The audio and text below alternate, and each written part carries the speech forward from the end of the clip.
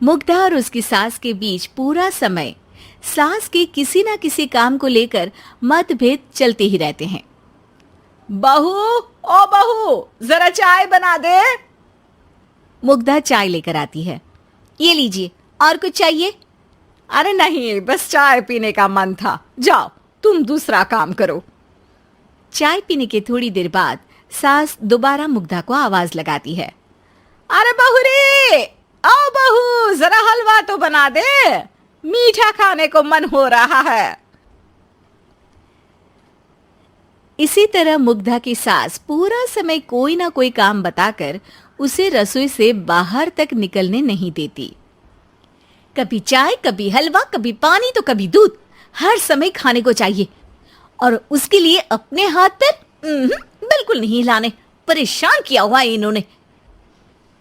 सास की जबरदस्ती परेशान करने की आदतों से दुखी मुग्धा एक शाम सचिन के साथ अपने कमरे में बैठी हुई बात कर रही होती है। सुनो जी, मम्मी जी की ये जानबूझकर मुझे परेशान करने की फरमाइशों से मैं बहुत फ्रस्ट्रेट हो चुकी हूँ। पूरे दिन में एक सेकंड का आराम नहीं मिलता। रसोई से बाहर कदम रखती नहीं कि बहू ये बना दे, बहुरी वो बना दे। अरे इनकी फरमाइशें चलती ही रहती है। अरे मुग्धा, माँ खाने की शौकीन है, पर उम्र हो चली है, खुद खाना नहीं बना सकती, इसलिए तुमसे बोलती है। अरे तो शौक भी उम्र देख कर रखने चाहिए ना। समझ में नहीं आता, हर समय फेविकॉल का जोड़ लगाए सोफे से चिपके बैठी रहती है। इतना सब डाइजेस्ट कैसे हो जाता है उन्हें? अरे तुम मेरी माँ से इतनी नफरत कैसे कर सकती हो? मैं उनसे नफरत नहीं करती जी, बस परेशान हूँ।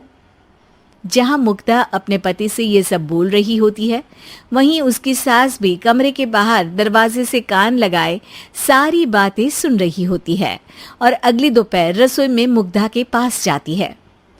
बहू, आज ना मेरा कुछ मसालेदार खाने का मन है।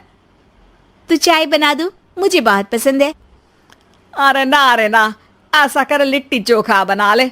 और हाँ, जितना मसाला बातों में मिलाकर पति को सुनाती हो ना, सब्जी में भी वैसे ही डाला करो, खाना स्वादिष्ट बनेगा। सास की बात सुनकर मुग्धा हैरान रह जाती है। मतलब आप पूरा समय मुझ पर हुक्म चलाने के साथ बंद कमरे में हुई पति पत्नी की बीच की बातें भी सुनती है? अरे बात जब मेरी थी तो सुनने में क्या दिक्कत है? ये कहकर सास वहां से चली जाती है। अरे अब तो हद पार हो गई, इस तरह से तो ये मेरा जीना मुश्किल कर देंगी।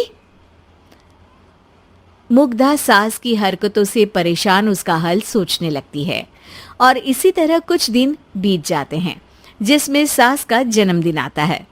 मुग्धा बहुत खुशी के साथ अपनी सास को एंड्रॉयड मोबाइल गिफ्ट करती है। मम्मी, आपको सबसे बात करने के लिए बहुत दिक्कत होती है ना, कभी सचिन तो कभी मुझे बोलना पड़ता है, पर इस मोबाइल से आपको कोई दिक्कत नहीं होगी। एक जगह बैठे बैठे बहुत कुछ कर सकती हैं अब आप। मोबाइल देख सासू माँ खुश हो जाती है, पर उसे इस्तेमाल करना तो आता नहीं, इसलिए साइड में रख देती है।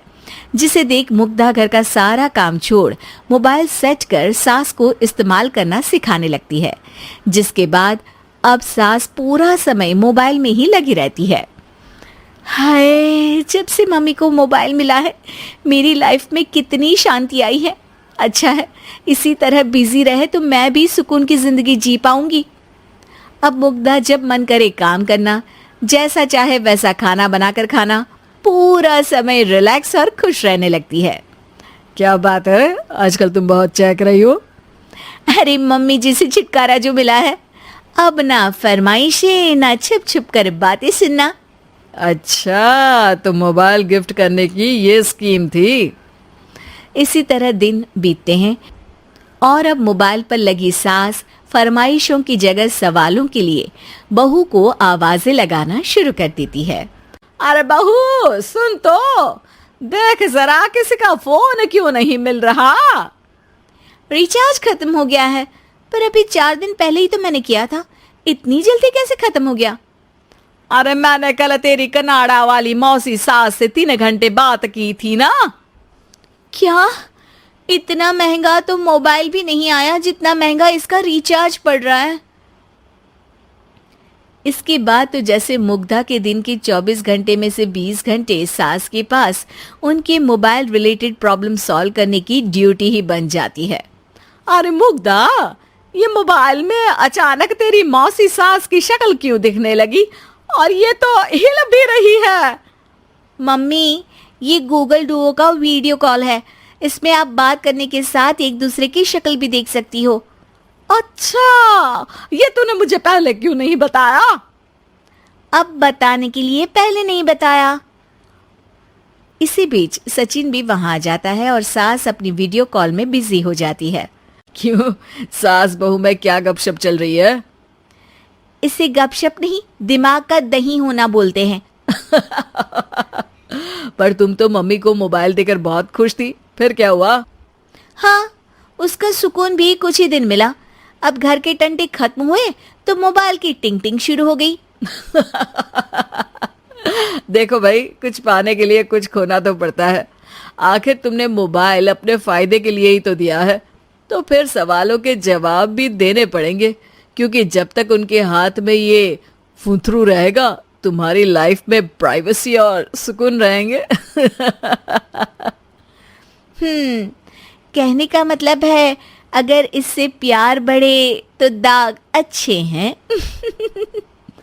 अरे मुझे पहले दिन से ही पता है मोबाइल किस मकसद से दिया गया है। भूलो मत, इससे पहले मैं बातें ही सुनती थी। सास की ये बात सुनकर मुग्धा शॉक में और सचिन हंसता रह जाता है।